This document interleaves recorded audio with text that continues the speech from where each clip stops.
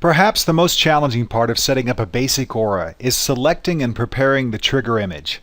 A good trigger is the key to getting the aura to activate easily and consistently for each user. It's also the one seemingly simple item that causes the most issues. Aurasma uses image and object recognition in triggers to activate auras. And auras, of course, are the animations or videos or actions that you load as overlays into the Aurasma Studio. So, what makes a good trigger? Well, there's two key ingredients. 1. Good tonal variation and contrast. And 2. Unique shapes and forms with lots of detail across the image. Aurasma doesn't see color so much as it sees contrast in images. The greater the contrast and detail, the more likely you are to have a successful activation. But first, let's start with images to avoid. Now here we're only going to be looking at image content. A little later, we'll look more at other considerations like image size and cropping or masking of the image. What I want to show you now are some examples of items that might not make the most successful trigger image for your aura. Images with very little detail or defining shapes, or images that are dark or have little tonal variation. For example, here's an image that may be nice to look at, but probably wouldn't make an effective trigger. Dark reds, dark blues, and blacks can be especially challenging for Aurasma to scan. Now to the camera, this image would look very flat, and the soft shapes in it give it very little detail. Now the same goes for color images that are very light or pastel. Again, you have to have detail and contrast. That's the real key. Images with subjects that are similar in shape or have repeated patterns may also cause the app to have issues focusing in on specific reference points. In this case, these two students are quite similar in pose, the head is tilted the same way, and so on. Add to that they share a similar background and they're both wearing black shirts. It's very likely in this scenario that scanning one image could inadvertently launch the aura associated with the other image. You should also try and avoid repeating patterns like this picture shows. They could also result in the app being unable to lock on specific reference points.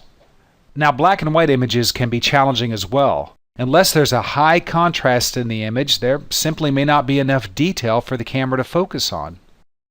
Text, or more precisely, body copy, is never a good idea. The app may see a copy block as just that, a big square block. If you want to use text in your trigger, stick with headlines, especially decorative headlines with really strong definition. A couple of more things that I really can't show effectively in a video, but you should make note of. Images, or more likely artwork that has gradients, foils, silk screening, basically any kind of a shiny surface are also challenging. How the camera reads these surfaces depends on how the light is reflected off the surface. Being in a dark room or being in direct sunlight will change what your camera sees. And last, if you're really trying to trigger an aura off the cover of your book, you should really try to avoid using embossing, metals, or die cuts on the cover. Basically anything that would bend or distort the light being reflected back into the camera. In all these cases, it isn't that the trigger won't work, it's that it may not work consistently and it may not work for all users all the time. Okay, so now we know what to avoid. You've picked out some great images from your book, and now let's take a look at how to prepare those images to be triggers. The number one, and I can't stress this enough, number one issue with trigger image failure I have seen is the image size. Images in your book, the resolution needed for good print reproduction, are huge compared to what you need for a trigger. So it's likely you'll need to resize each image to create your final trigger image. Don't worry, this isn't as hard or time-consuming as you might think. In fact, I'll show you a couple tricks to use. First of all, the rules. Trigger images must be JPEG or PNG files.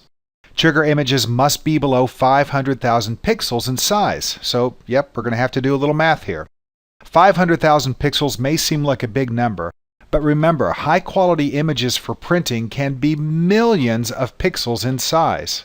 For example, this image may not seem very big on the computer, but if I look at the dimensions, I can see quickly that it contains almost 7.5 million pixels.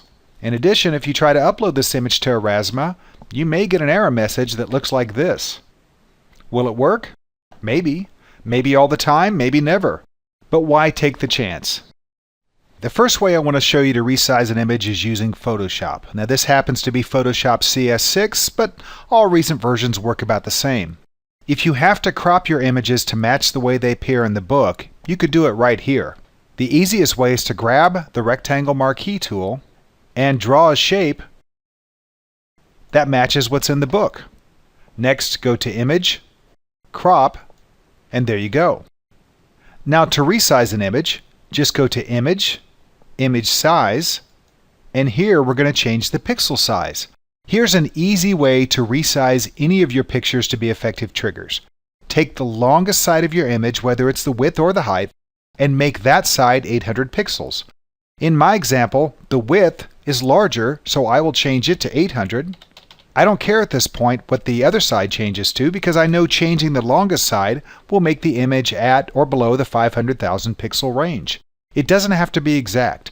One caution though, don't make the picture size too small. Small triggers, say anything below 100,000 pixels total, will have the same issues as triggers that are too big. I'll click OK. And after I resize, I'll go to File, Save As. Make sure I've selected my Save As type as JPEG. And I'm also going to change the name. Since I don't want to overwrite my original image, I'm just going to leave the original file name, and in my case, I'm going to add the word trigger behind it so that I know that this image I'm saving is going to be the trigger image I upload for Aurasma. I'll click Save, and I will set my image options slider to 10. That's a good number, and click OK. And now I'm ready to upload this image as a trigger. If you're an online design user, you may already be aware of the Pixlr image editing program inside of Online Design.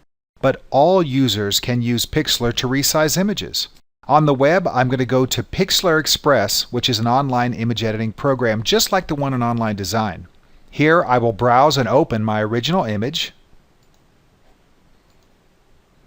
Next, I'll click Adjustment. And if I want to, I can crop the image here first before I resize it. But to resize an image, I just click the Resize button. And just like before, I want to change the longest side, which in this case again is the width, to 800, and just let the other side adjust itself proportionately. Click Apply, Save, and change the name. I repeat, change the name. You don't want to overwrite your original image, especially if you've already used that image or you're using that image as a link to your printed image. I'm going to leave the image quality at 85 or higher and click Save. Another thing I love about Pixlr is that it will remember what folder it opened the last image from. So keep all your images in one folder together and you can get through this process even easier. Now after my trigger image is resized, I'm ready to upload it into Aurasma. In the Aurasma Studio, I'll click on Trigger Images, Add, name the trigger, and because I want to stay organized, I'm going to start by putting the page number and then the name of the file. I want to leave the coordinates field blank. Now, you would only use the coordinates field if you wanted to include a geographic location code in your aura. That means in order to activate the aura, a person would literally have to be standing in that exact spot on Earth to scan your image and view your trigger. This probably isn't going to happen in your yearbook, so just leave it blank. I'll click Browse and select my image. Finally, in order to complete the upload process, I need to click Save. Now let's stop a second and talk about cropping. As I said before, your trigger image must match the image you're going to scan in the book. Your trigger image can be cropped slightly smaller, but you don't want to make it any bigger, otherwise Aurasma will be looking for elements that aren't on the printed page. Now, if you didn't already crop your original images in Photoshop or Pixlr, that's okay, because we can also crop or mask images right here. Once the image is uploaded, the masking tools will be available under the image display. Now, masking tools can be very confusing at first, but you'll get the hang of them very quickly. The most important thing to understand about masking is you want to draw your mask over the areas of the picture that you don't want the camera to see. So it's just like when you crop an image in your book. Personally, about the only masking tool I use is the rectangle. Now, you can't just select the tool and start dragging it across the image. If the cursor isn't on the image when you draw, it won't work. The easiest method is to draw a box somewhere on the image and then switch to the pointer tool and adjust the box to the size you want. You hover over the edge of the box and you'll see that the edge will turn a brighter red. At that point, you can click and hold and resize the box. Now sometimes you may put a symbol or lettering or something over a picture in a book. usually to indicate a caption, or in this case, to let the reader know that maybe this is a Aurasma live image. In that case, you should probably mask out that area of the image as well. Now, if you can't see the mask for some reason, you can change the mask opacity settings using the slider on the bottom. Finally, click Save. Now here's where you need to pause. You must wait until the trigger image status shows complete before using this trigger to create an aura. If you simply close this window without saving, Aurasma will never save and never train your trigger image, and if you use it to create an aura, the aura won't work, and you might even get an error message. Now remember, the masking doesn't have to be perfect, but it does have to be fairly close to what you have in the book. 3 more things I want to share, and this is based mostly on frequent questions I've received. Sometimes when you take a video with a smartphone in portrait mode, vertically, and then you upload it to Aurasma, Aurasma turns the video sideways. Now this isn't a mistake. Raw video taken with most devices are taken horizontally. We just turn our phones manually to see the video vertically. Unless you're using a video editing program to rotate your video before uploading it to Aurasma, it may appear sideways in the program. Well, instead of re-editing this video in Final Cut or Premiere Pro, an easier fix might be just to rotate the trigger image before uploading it to Aurasma. So even though the video and the trigger image are sideways in Aurasma, as long as they're rotated the same direction, when the user scans the printed page, the video will play in the same right side up direction. Second tip. To create an aura, you may be tempted to click on the aura icon. Now that's fine, but a quicker way is to just use the Auras tab in the Edit Trigger Image window. When I add an aura here, it opens the Edit Aura window with my trigger image already in place. It's a small thing, but every step counts, right? And last, here's a couple tips when deciding what images to use in the book as triggers. First, don't use images that cross the gutter. The gutter will bend the light coming into the camera and may cause the aura to fail. If you do want to use an image like this, use just one side, the largest side. On your trigger, mask out the side that crosses the gutter. Now when masking, remember to stretch the masking box clear to the edges of the photo. You can still place the overlay so that it covers the entire picture.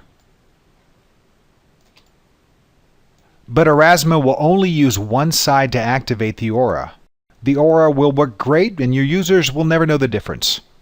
Second, and this one is easy, make sure the printed image you use is big enough for the camera to focus on.